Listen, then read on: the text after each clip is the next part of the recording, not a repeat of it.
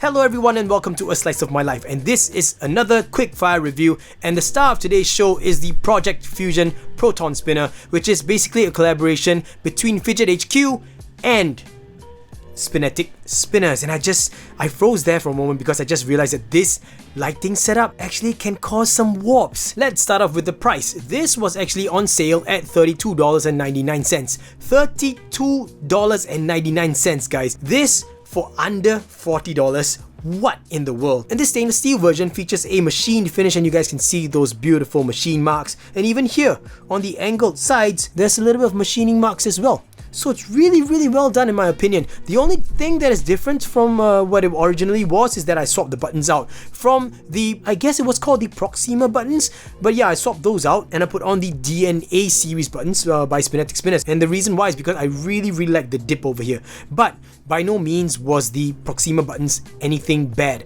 They were really good buttons with a very unique feel because of the middle portion. I'm just gonna get away from that and tell you guys about the specs. So stainless steel one weighs in at about 65.3 grams, and it was also offered in copper and titanium. Copper one was weighing in at 73.8 grams and titanium was at 38.6 grams. The spinning diameter of this guy is a total of 48 millimeters, so that's under 5 centimeters.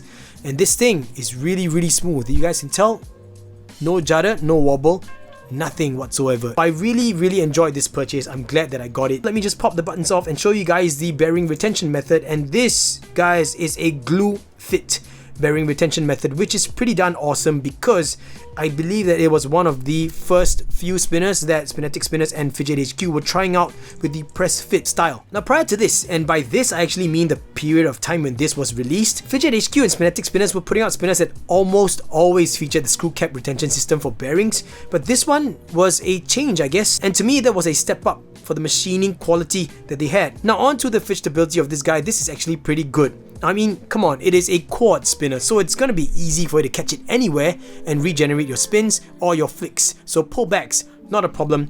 Push forwards, not a problem. Fidgeting with your index finger is really easy as well. You could easily stop it and easily start it again. I could just do this or do this. See, no problems whatsoever. It's very difficult to miss. Jib jab's definitely okay, not a problem whatsoever. The only thing that I want to share is that if you get the machine finish, some of these edges might be a little bit sharp, so they might scrape off your skin if you have dry skin like me. But this one I've actually buffed out a little bit with a fingernail buffing board, so it's not as sharp as it was when it first arrived in the mail to me. But that's just something that is a very personal opinion, and it's just very personal to me. I seem to have drier skin than most people, so you know, it's something that I just wanted to point out, but it's not really much of a gripe. All in all, I really like this spinner.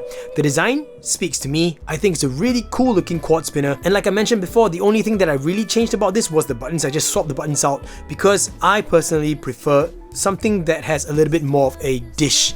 I mean, it's a personal preference, you know. By no means, like I said again, is the Proxima buttons anything bad. They are really good buttons. Now really quickly, a size comparison for you guys. There we go. It is roughly the same size as a stubby. See? About the same height. And then this way as well, but of course it is much wider because it is a quad, so it's kind of hard to compare in that kind of sense. All in all, the verdict is, if you're looking for a quad spinner, get this. Look, it's $32.99. That's crazy cheap. The way it's made, press fit spinner, comes with the Proxima buttons. Machining is so well done. I mean, come on guys, look.